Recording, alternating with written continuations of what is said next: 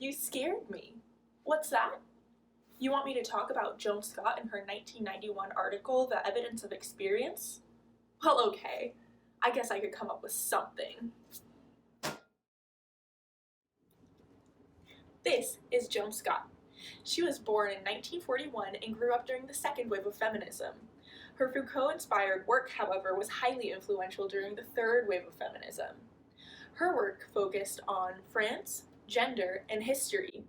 That's right. Dr. Scott wasn't even an anthropologist, she was a historian. But her work was so widely influential that it had great influence in the social sciences as well. Dr. Scott even earned multiple awards and some honorary degrees across the nation. Dr. Scott also produced works like Gender, a useful category for historical analysis, and Knowledge, Power, and Academic Freedom, along with being a founding editor of History of the Present, a journal. The article at hand, The Evidence of Experience, opens with an excerpt from Delaney's autobiography, The Motion of Light and Water. In this excerpt, Delaney talks about his aha moment at a bathhouse pertaining to his sexuality and its socio-political power. Although Scott clearly respects this work and the importance of representation, she is critical of the use of experience as evidence. On page 778, Scott says, "The evidence of experience, whether conceived through a metaphor of visibility or in any other way that takes meaning as transparent, reproduces rather than contests given ideological systems. Those that assume the facts of history speak for themselves, and those that rest on natural or established opposition." This quote sums up her argument well. I'd like to emphasize her statement that history does not speak for itself. This means that a mere sequence of events does not tell the whole story, and we must contextualize it. She also says that experience as evidence produces ideological systems that rest on notions of natural or established opposition. Here, I think that she is talking about things like biases and stereotypes. If experiences as evidence might reproduce biases and stereotypes, why would we use it in the first place? On page 781, Scott discusses the historical theory that experience is irreducible truth. I think that this can be compared to how a biologist might study atoms as the smallest unit of matter. Scott's critique of this theory is that experiences fail to take into account context and biases, which is actually almost exactly what Roseberry's critique of Geertz was. While Geertz probably didn't lie about what he saw in Bali, and he wasn't necessarily wrong about the cockfights, he failed to take into account factors like colonization and even the slaughter of the locals that he was studying. This context likely affected the cockfights that he observed.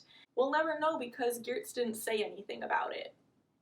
Geertz also discusses all of the Balinese just based off of his study of one town. This creates a single story narrative.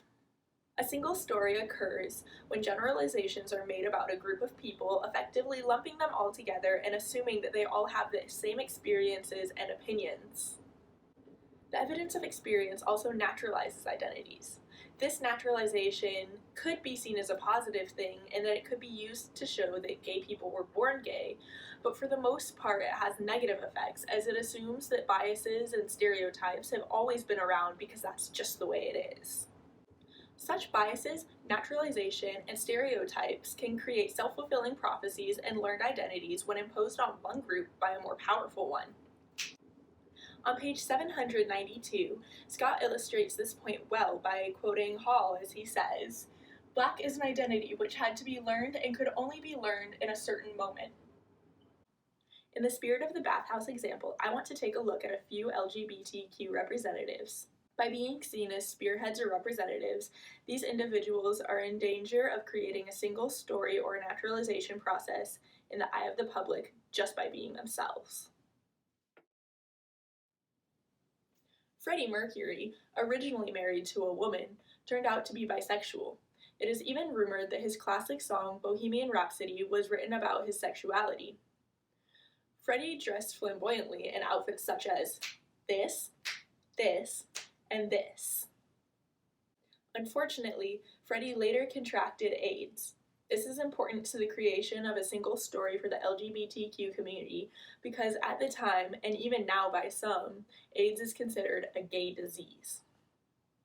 David Bowie dressed just as flamboyantly in outfits like this, and this. He also often wore heavy makeup as seen here, here, and here.